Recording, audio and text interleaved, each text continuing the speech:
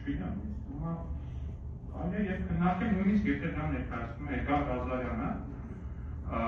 բայց ինչ եմ ասած երբ եմ ուզում հիշատակել բանալազան, գիտեք ինտեգրացիայից դիմամենձետ եւ Հայաստան խմբակցությանը ու երևի ընթացքում ասեց դատները ձեզ պետք է գարվան Վարդևանյանի ծառայությունները, մեզ չի դիմում ինքը, ակնհայտորեն մեր հետ չի խոսում, ասեց չի մեր որոշումների անունն է տալի, ոչ մեզ է դիմում խոսելու։ Գալիս է ասում է հարգելի ուժեղ Հայաստան եւ Հայաստան դաշինքի անդամ պատգամավորներ։ Դուք դատվելու եք եւ Արամ Վարդևյանը ձեզ պետք է գալ։ Ուզում եմ ասել, պարոն Ղազարյանը ամենայն հավանականությամբ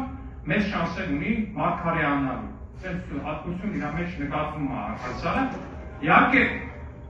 Իհարկե այնուամենայնիվ պարոն Ղազարյանը ես հասկանում եմ իր շոկը որտեղից է գալի, ինքը պարբերաբար տենց մեր նկարների, մեր տեսանյութերի հետ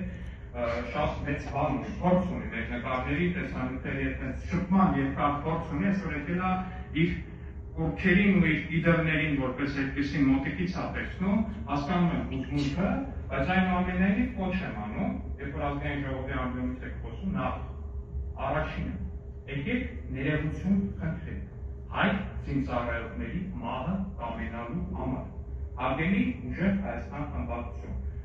այս խոսակցությունը չի փոխվել, ձեր շարքերում նստած է մարդ, ով որ կամեցել է ուղիղ տեքստով ասել է հայ զինծառայողների մահը, դա չի փոխվում, դա չի անցնում գնում, դա չի վերանում,